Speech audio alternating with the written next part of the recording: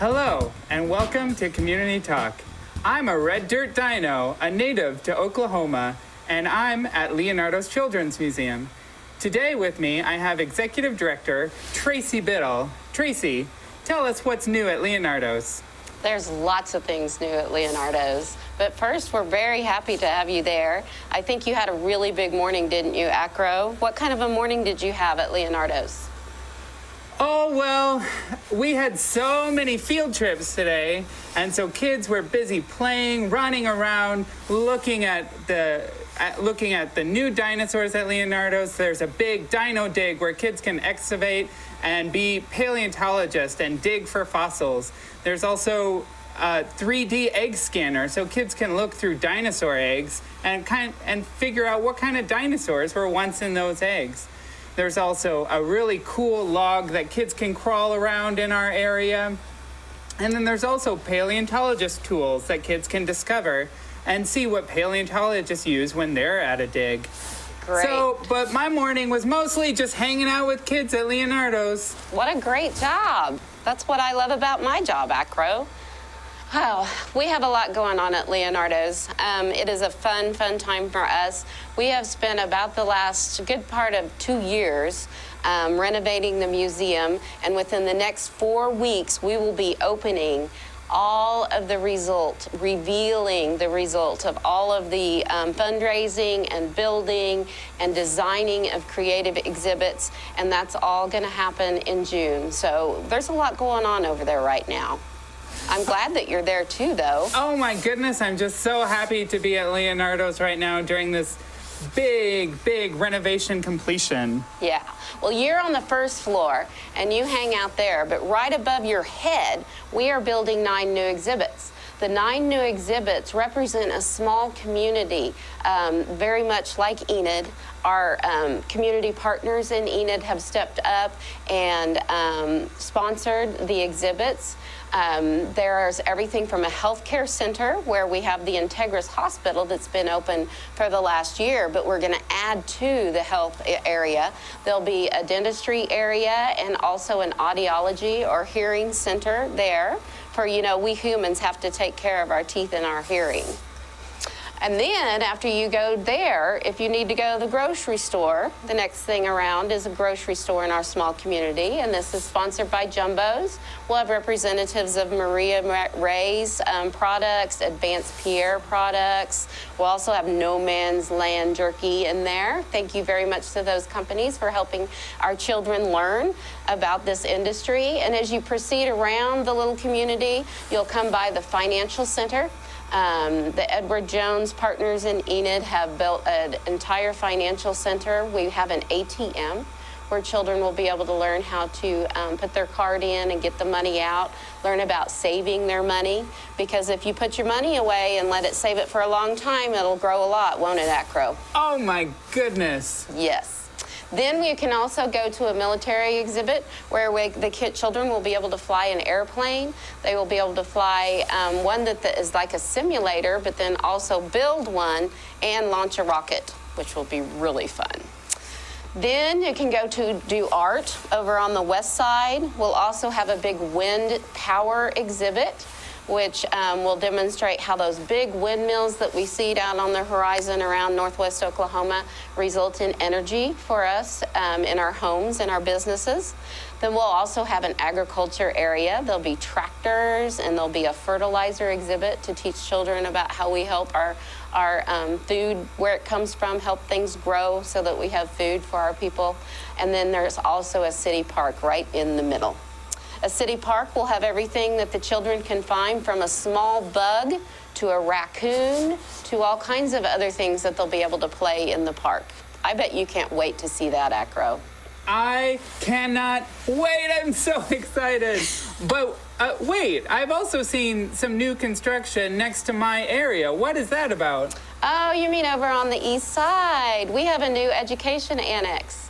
The education annex is an area that has been completely rebuilt all the way down to the very last detail so that we can have classes for our children over there. We like to do arts and science classes at Leonardo's, and the first big kickoff event that we're going to have is Summer Camp 2017. Summer Camp 2017 starts in June. It goes all through June and July, and the enrollment has been fantastic so far at Grow. You wouldn't believe it, but the first couple of weeks, we actually have a couple of classes that filled up today.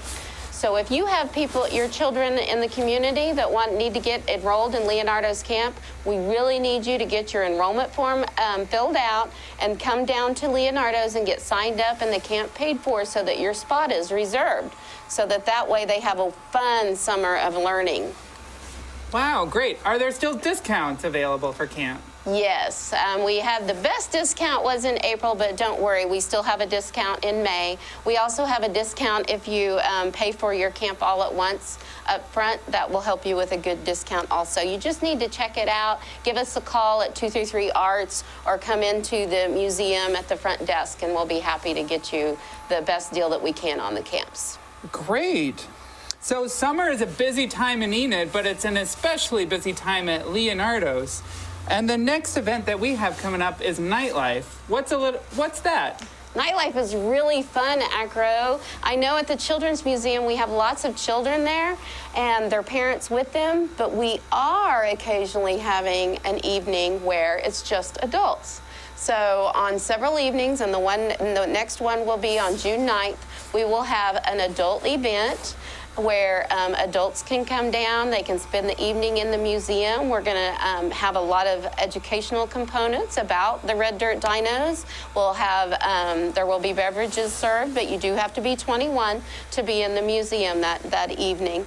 But it will also really be exciting to see the new exhibits. They will be unveiled that evening. Oh, great. I'm not 21, but I'm about 65 million years old. Is that okay? Well, as long as you have a current ID. Yes, I'll look into that.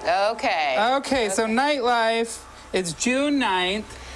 And then on June 10th is the day that we have worked for over 2 years, when we will be doing the Leonardo's launch. All of our exhibits will be complete, and we will be ready to show the world about our incredible children's museum here in Enid, Oklahoma. We're going to have dignitaries there. Do you think you're ready to meet some of these important people around Oklahoma, Acro? I would love to meet Enid's mayor, Mayor Shuey. I can't wait. I'm so excited to see him, especially. Such a nice man. Such a nice man. Several state representatives, too, who are working very hard this month. So it'll be a good, nice, fun event for them to come to the Children's Museum and have fun on Saturday, June 10th, from 10 a.m. to noon. It'll be a big reveal. Well, I'm so excited. Leonardo's has been building and planning for years now, and we are just so excited to see the completion of Leonardo's on June 10th. So we hope to see you and your whole family there on that day. Now, you and the Deinonychus will be there all summer too, though. We're not letting you go anywhere. You don't go anywhere until September. So if families want to learn about these red dirt dinos that we know, we have evidence of them being in Oklahoma. It's a really interesting bit of science. You need to come to Leonardo's and learn about the red dirt dinos. And you guys will be there until September, so you still have a little bit of time for the families that are interested. Great. I can't wait to spend my whole summer at Leonardo's. So another summer event at Leonardo's is called Twilight Time. What is that about? Twilight Time is a lot of fun. As you know, Acro, it gets kind of hot in Oklahoma. Have you noticed? Yep. Yeah. Especially in June and July, and sometimes that makes it pretty hot to play outside. So what we do is we extend the hours at our outdoor feature at Adventure Quest. And so the museum will close down at 5 each day. However, on Tuesday, Thursday, and Saturday night, our guests can play until 8 p.m. And it's much cooler, there's more shadows, and there's also the water table to play in to help everyone stay cool and refreshed. The water table will be on each day, starting after Memorial Day weekend. Great. So I know there are some other animals at Leonardo's. I'm not the only one. can you tell us something more about the animals and if there's anything the community can do for them? We have lots of animals at Leonardo's. Not all of them are as big as Acrocanthosaurus. Some of them are very small. We do have an incredible critter clubhouse that houses almost 25 animals now.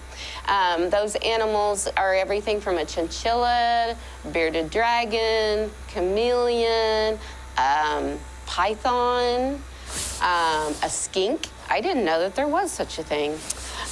We also have all kinds of fish. We have a hedgehog. We have ferrets. We have all kinds of animals that help the children learn about science. But we do want to remind the community that it takes a lot to keep these animals in a healthy environment and keep them fed. And so we're really trying to let people know about our sponsorship program for our animals. You can sponsor an animal from $75. We'll cover an entire year of feeding and housing that animal. If you'd like to be an exclusive sponsorship, it's only $195 per year. Wow, great. So there are so many things going at Leonardo's this summer, whether it's summer camp, whether it's nightlife for adults 21 and over. Oh, and I forgot to mention, we're gonna have a special presenter for nightlife, somebody who knows a lot about dinosaurs. So the lecture starts at 7 p.m.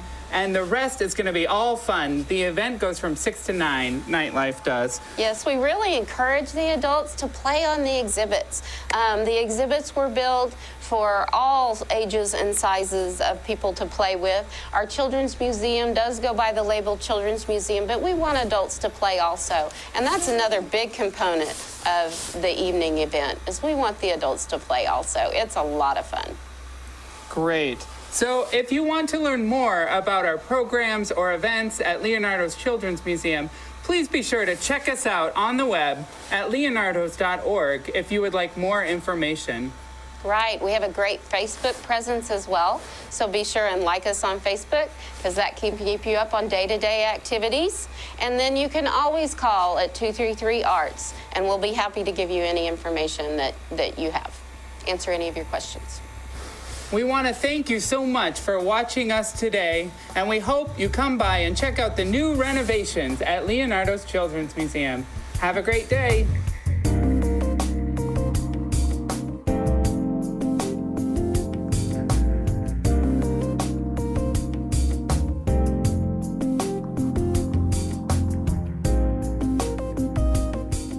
Hi, and welcome to Community Talk. I'm Julie Nelson, the Community Relations Director for Hospice Circle of Love.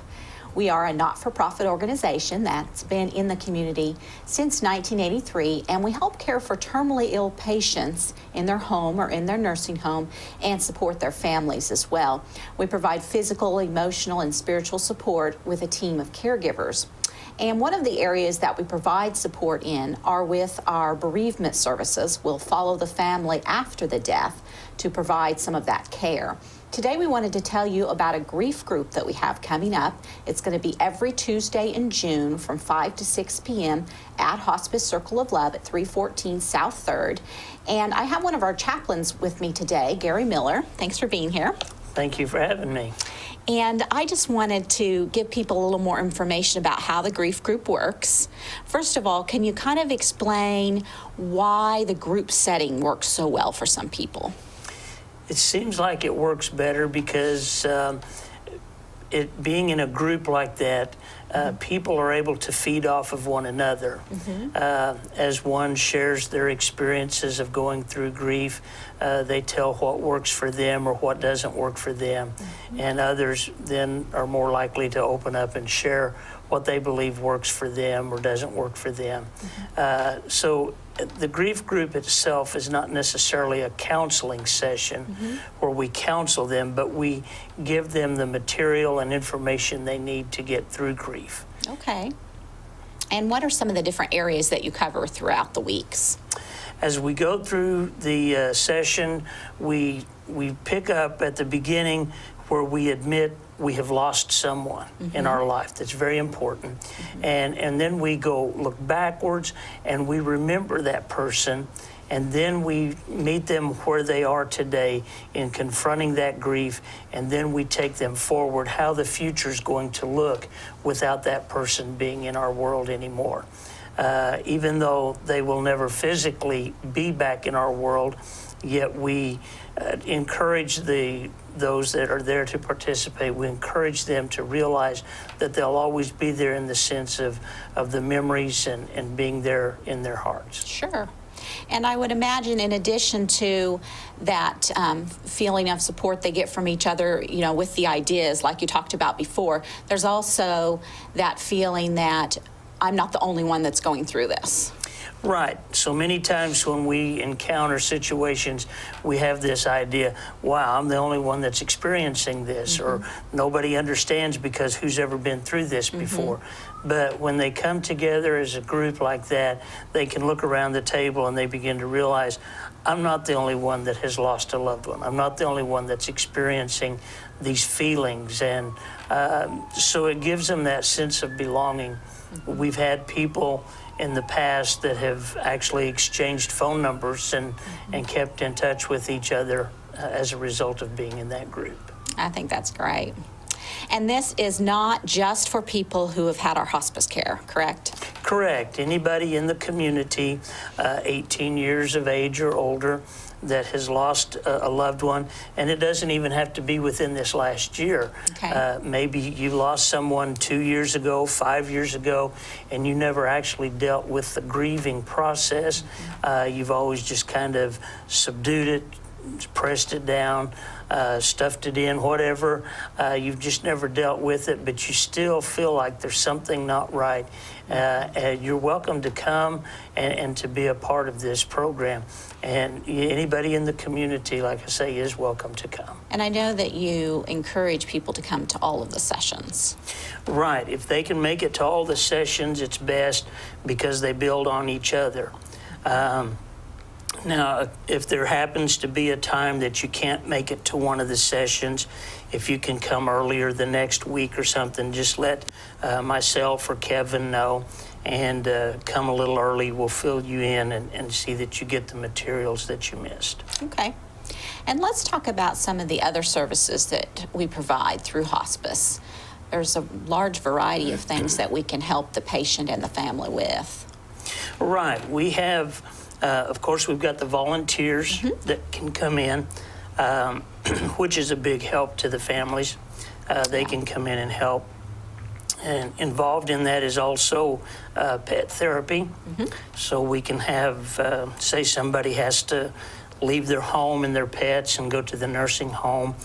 We can have someone come in that will bring their pet and they can enjoy that. We have music therapy, which is a big help. I know a lot of times, especially people with dementia and Alzheimer's, we may lose them, but there's that sense of music that always brings them back to a certain point in time. And so we have music therapy as well. And then, of course, we have the chaplaincy. I'm the chaplain there, to where anytime that a patient requests a chaplain, or sometimes even the patient themselves aren't necessarily needing or wanting a chaplain, but the family does. Sure. And so I go in and I try to answer any questions or concerns that they might have on the spiritual side of things. I'm there to help them. Many times we have elderly patients that have been moved here by the children. And so they've had to leave their pastor, they've had to leave their church home. And so then when they pass, it's like, who's going to do the funeral? Yes. And so we're able to do funeral services for those as well. And oftentimes, maybe they do have their own pastor, but because we have become such a part of their life and their world here at the end, that they like us to have just a part in the service as well. And so we assist them in those manners as well. And then, of course, we have our nurses that help with pain and symptom management, our nurse aides that do personal care like bathing. Right. Social worker. Yes. Lynn helps out tremendously. Right. She's a big help to us. And especially if there's a family member that's in the military and perhaps has been deployed, She's able to contact the Red Cross and even write letters that are necessary to try to help get that one home before the patient actually passes. Yeah, and I know there are other instances where a daughter or son may work out of state and they need to take leave from work to come help care for mom and dad in those final days, and she can help with the employers with that and a lot of things. Right, she helps in that respect, and she has a lot of knowledge as far as insurance, medical, or Medicare is concerned. And so a lot of times the family has questions about those things and about a living will, the DNRs, and that aspect of it. And so she's able to answer those questions for them too. Okay. And in addition to the grief groups, there are some other things that we do to help with grief and bereavement. Do you want to touch on some of those other things? Well, if a person cannot wait until we actually have a grief group, if they will call, they're certainly welcome to come, and we'll schedule an appointment with them. They come, and we'd sit down one-on-one and visit with them, try to help them through that. In the event their situation is more than what we're able to help them with, we do have an actual counselor on retainer that we can refer them to, and they can actually meet with that counselor, and he can give them some counseling as well. Okay. We have literature that we can hand out to them. Of course, the internet, there's a lot of places on the internet that a person can go and find some good helps to get them through these times. And there are some things on our website, hospicecircleoflove.com. Right. We have things on our own website there that the people are welcome to look at and take advantage of those as well. And I know that you follow families for a year after the death and support them with their bereavement. Right. We stay with them. Kevin makes a phone call or sends out a letter each month as long as we've got that family. And it doesn't mean that at the end of a year we just drop them. Right. If the family is still in need of some help, we will stay with them. Now, in the event that the death was a little more than what they had anticipated and the grieving is a little deeper than what a normal grieving would be, then not only do we send out these materials, but we have some booklets that we send out, and then we also make personal visits to the homes until we get them through their rough time. Okay, well, that's good. And then, of course, we have our Tree of Life celebration at the end of the year. It's always a wonderful time. It's a great time to see the families and have them and the nurses and, of course, the chaplain, all of us to be reunited. Yeah. They come. We have a nice service where we read the names of all those that have been on our services. And then we have a short devotional type spiritual message there in the middle, some Christmas songs. And then at the end, those that have got had their loved ones' names remembered on the Christmas bulbs, then they're able to go up and collect those off of the tree. And then we have punch and cookies that the volunteers have brought in, and to stand around and to visit and to share. Yeah, it kind of helps bring that person back into your Christmas celebration. It really does. And the families appreciate it and enjoy it as well. Many of them, they're just so happy to see us again and grateful for the help that we gave them to get through that time. Yeah. Well, once again, I want to mention our grief group that's coming up. It will be every Tuesday in June. It's from 5 p.m. to 6 p.m. at our office at 314 South 3rd. Anyone who's 18 and over in the community who's dealing with grief is welcome to attend. You can call our office at 234-CARE, and you can talk to Gary, or you can talk to our bereavement coordinator, Kevin, to sign up for that. Thank you.